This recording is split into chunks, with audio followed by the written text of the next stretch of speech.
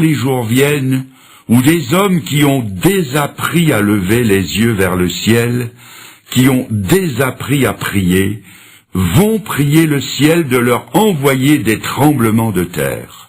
Voici ce qu'on lit en Apocalypse 6, verset 12.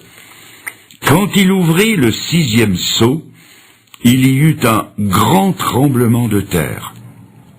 Le soleil devint noir comme un sac de crin. Les rois de la terre, les grands, les chefs militaires, les riches, les puissants, tous les esclaves et les hommes libres se cachèrent dans les cavernes et dans les rochers des montagnes. Et ils disaient aux montagnes et aux rochers, « Tombez sur nous et cachez-nous devant la face de celui qui est assis sur le trône et devant la colère de l'agneau, car le grand jour de sa colère est venu, et qui peut subsister ?» Du haut en bas de l'échelle sociale, les hommes tremblent et désirent un cataclysme qui leur offrira un refuge devant celui qui vient. Quels sont ceux qui tremblent et qui prient? Ce sont ceux qui n'ont pas tremblé à la pensée de leurs péchés et qui n'ont pas prié pour en avoir le pardon. Ce sont ceux qui ont tourné le dos à la grâce de Dieu et qui ont dit non à Jésus-Christ quand il était l'agneau de Dieu qui ôte le péché du monde. En ce jour, par un de ces paradoxes dont se sert l'Écriture, c'est encore l'agneau de Dieu, mais il est animé de sa colère. Et dans leur épouvante, ils invoquent un Dieu qu'ils ont méconnu pour que la terre tremble, pour que des cavernes s'ouvrent au flanc des montagnes et pour que des rochers tombent et en obturent l'entrée. L'heure J du jugement a sonné et la terreur est telle que pour la première fois dans l'histoire du monde, les hommes désirent ce qu'ils ont toujours craint. Il y a quelques années au Chili, lors de violentes secousses sismiques, on a vu des hommes se jeter à genoux en pleine rue et demander au ciel d'arrêter le tremblement de terre. Ici, c'est le contraire. Ils implorent le ciel de leur envoyer un cataclysme qui leur paraît plus supportable que d'affronter le juste jugement de Dieu. Mes amis, si vous refusez le seul refuge que Dieu offre en Jésus-Christ, vous vous préparez pour ce jour-là. Il demande que les rochers se fendent, que des cavernes s'ouvrent au flanc des montagnes, qu'ils puissent s'y engouffrer, et que derrière eux des tonnes de matériaux tombent pour en obturer l'entrée. Mes amis, n'attendez pas. N'attendez pas que sa grâce se change en jugement et son amour en colère, mais que plutôt, comme pour ces deux femmes qui cherchaient le Seigneur en allant au sépulcre, vous entendiez la promesse. Pour vous, ne craignez pas. Je continue encore un autre chapitre. C'est le chapitre 4 du livre des Actes des Apôtres qui nous fait assister maintenant à une réunion de prière des chrétiens persécutés de l'Église des premiers temps, dont voici un abrégé à partir du verset 24. Ils élevèrent à Dieu la voix tous ensemble et dirent « Seigneur, vois leurs menaces et donne à tes serviteurs d'annoncer ta parole avec une pleine assurance.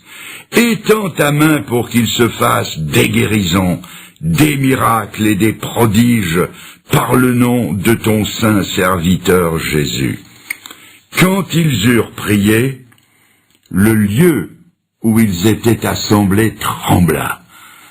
Je répète, le lieu où ils étaient assemblés trembla. Ils furent tous remplis du Saint-Esprit et ils annonçaient la parole de Dieu avec assurance.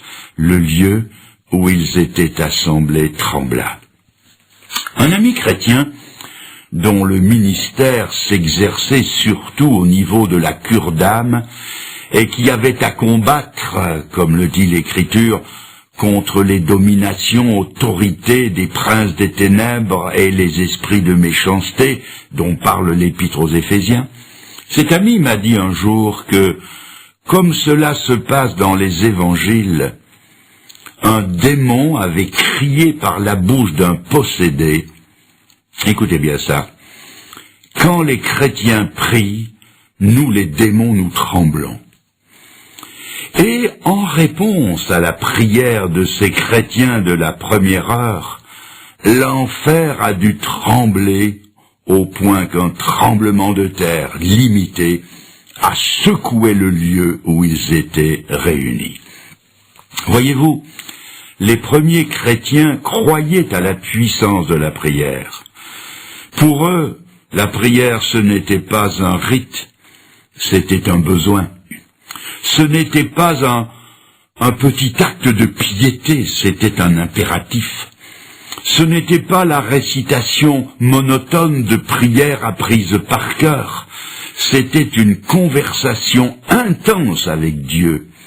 Sommes-nous dès lors étonnés que l'enfer tremblait en profondeur et en surface, et que les premiers disciples sortaient de là remplis du Saint-Esprit pour annoncer la parole de Dieu? Je veux maintenant vous transporter au ciel par la pensée et par la Bible et vous faire voir ce qui se passe au ciel quand sur la terre les chrétiens prient.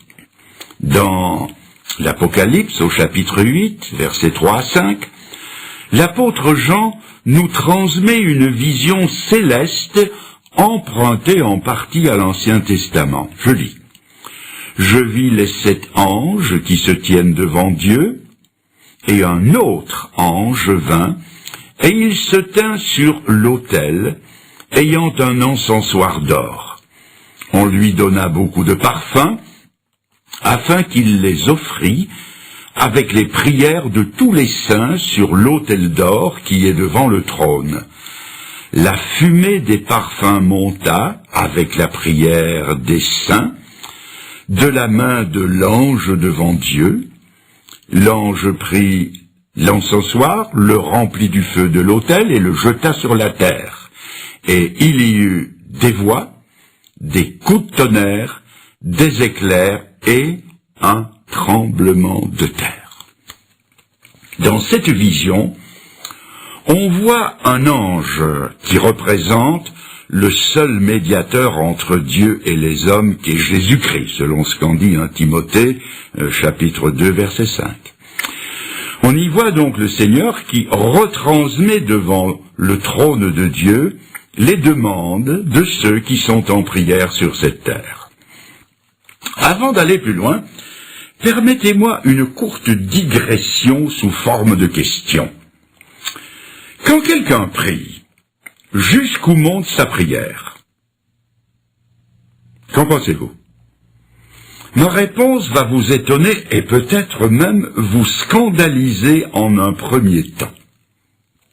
Les prières les plus ferventes ne montent pas plus haut que le plafond, ou jusqu'au premier étage, avec le risque d'importuner les voisins si vous priez fenêtres ouvertes et à tue-tête. Maintenant, ne me prenez pas pour un mécréant avant de m'avoir écouté jusqu'au bout. Si vous regardez bien le texte que je viens de lire, vous verrez que ces prières sont, et je souligne, sont alliées au parfum de l'ange devant Dieu. C'est-à-dire que nos prières ne parviennent jusqu'au ciel que si elles sont alliées au parfum des perfections de Jésus-Christ, qui est notre seul représentant devant Dieu. C'est pourquoi, dans le Nouveau Testament, comme aussi dans toutes les églises évangéliques du monde, chaque prière est ponctuée du « au nom de Jésus-Christ ». Ce n'est pas là une formule magique, c'est la foi en la valeur de l'unique médiation de Jésus-Christ. Et ainsi fait en son nom, les prières les plus secrètes, traversant les espaces intersidéraux, sont en temps réel, comme on dit aujourd'hui, entendues devant le trône de Dieu, parce qu'elles sont faites au nom de Jésus-Christ, notre seul représentant devant Dieu. C'est ce qui s'est passé en Apocalypse 8, Et la réponse est venue sous forme de voix, de coups de tonnerre, d'éclairs et d'un tremblement de terre. C'est ce qui s'est passé en Acte 4, évoqué plus haut, où le lieu où ils étaient assemblés trembla, où ils furent remplis du Saint-Esprit. C'est ce qui s'est passé en Acte 16, où, dans la sombre prison de la ville de Philippe en Grèce, Paul et Silas, battus jusqu'au sang et enchaînés, priaient et chantaient les louanges de Dieu. Et en réponse à ces prières, non seulement l'enfer a tremblé, mais un tremblement de terre a secoué la ville, au point que les chaînes des prisonniers se sont descellées, et que les portes de la prison sont sorties de leurs gonds, et qu'en finale le geôlier, toute sa famille, et tous ceux qui étaient avec lui dans sa maison se sont convertis au Seigneur. Quelqu'un me reprochera peut-être d'évoquer des faits réels, peut-être, mais dépassés et n'ayant aucun équivalent dans notre monde d'aujourd'hui. Quelqu'un dira ou pensera que je suis vieux jeu et poussiéreux comme une salle de musée. Peut-être même que quelqu'un ironisera en me posant une question pertinente en rapport avec le sujet traité, et me disent, si je suis un jour incarcéré à la prison la plus proche, et ici je pourrais invoquer, puisqu'on est à Paris, la prison de Fresnes, et que du fond de ma cellule, je me mets à prier Dieu pour que, comme vous le dites, au nom de Jésus-Christ, les portes de la liberté, est-ce que ces portes de la liberté me seront-elles ouvertes par un tremblement de terre? Et vous me dites, c'est bien ce que vous avez dit, non? Ma réponse est celle-ci. Mes amis, il y a plus et mieux que de prier pour sortir de prison par un tremblement de terre. C'est de prier pour ne pas aller en prison. Et croyez-moi, tous ceux qui y sont ne le sont pas pour avoir trop prié. Et il est certain que s'ils avaient prié un peu plus, ils n'y seraient pas en prison. Mais pour rester dans le sujet, notre âme, elle, est prisonnière de beaucoup de choses dont elle ne peut se libérer. Et c'est ce que on pourrait appeler selon le titre d'un grand film autrefois, paraît-il, Prison sans barreaux. J'ai rencontré un homme. Cet homme était prisonnier de la boisson. Au départ, il s'est moqué de la délivrance que je lui proposais. Mais il a fini par me dire, je donnerais volontiers 500 € pour être délivré de la boisson. 500 €! Sans doute ce qu'il allait dépenser ce soir-là au bistrot avec les copains. Notre âme peut être prisonnière de la peur. Peur du passé, peur de l'avenir, peur des microbes, peur de vieillir, peur de mourir. Elle peut être prisonnière de l'orgueil, de ce numéro 1 mondial qui fait pivoter l'univers autour de sa petite personne, et qui aimerait que tous les autres acclament ses exploits. Notre âme est peut-être enfermée dans la cellule d'une jalousie maladive dont elle ne peut se sortir, comme cette jeune femme qui m'a raconté qu'avant de connaître le Seigneur, elle était sans raison d'une jalousie féroce envers son mari.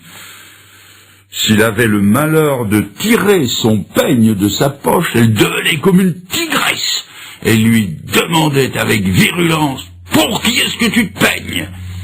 Lorsqu'elle s'est tournée vers le Seigneur, elle a été entièrement délivrée de cette prison de la jalousie. Notre âme est peut-être prisonnière d'un fichu caractère à répétition qui fait souffrir son entourage, prisonnière d'un tempérament porté, colérique, incapable de se contrôler, prisonnière de l'impureté, prisonnière de la pornographie, prisonnière des frivolités mondaines, prisonnière